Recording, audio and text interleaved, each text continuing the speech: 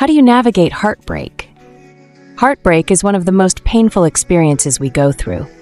And the hardest part? It doesn't come from terrible people.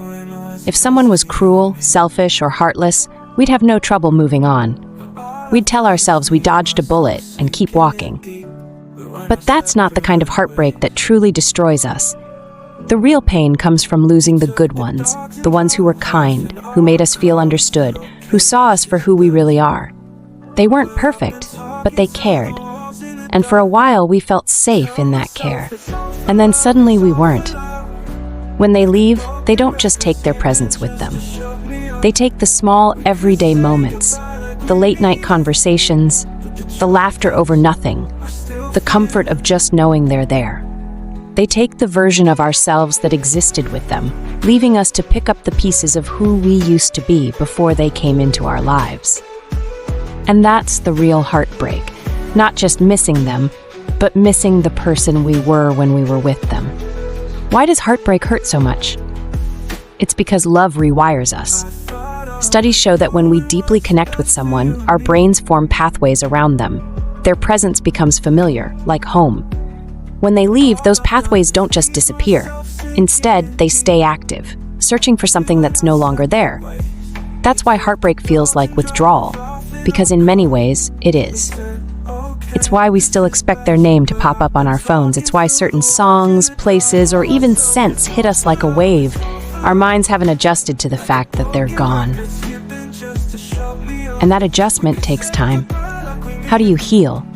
Most of us, when faced with heartbreak, try to fight it. We distract ourselves. We force ourselves to be fine. We tell ourselves that if we just stay busy enough, we'll wake up one day and not feel the pain anymore.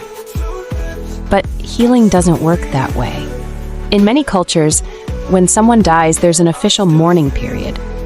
In Judaism, for example, those who lose a loved one observe a year of grief. It's understood that for that year, life won't be normal. You won't be yourself, and that's okay. But with heartbreak, there's no such allowance. We're expected to bounce back, get over it, move on.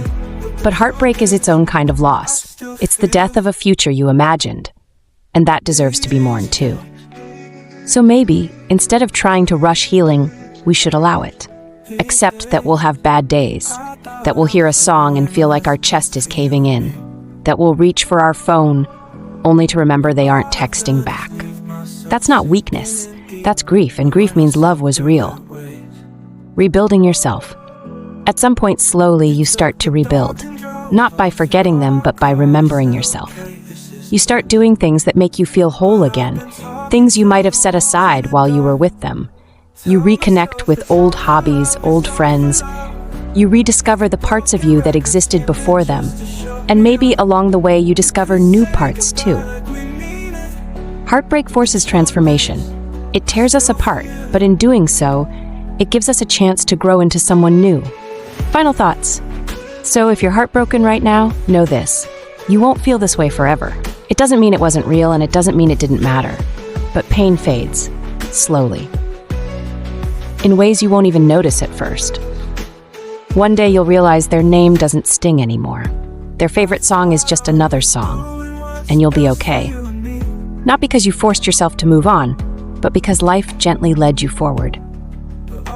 Have you ever had your heart broken?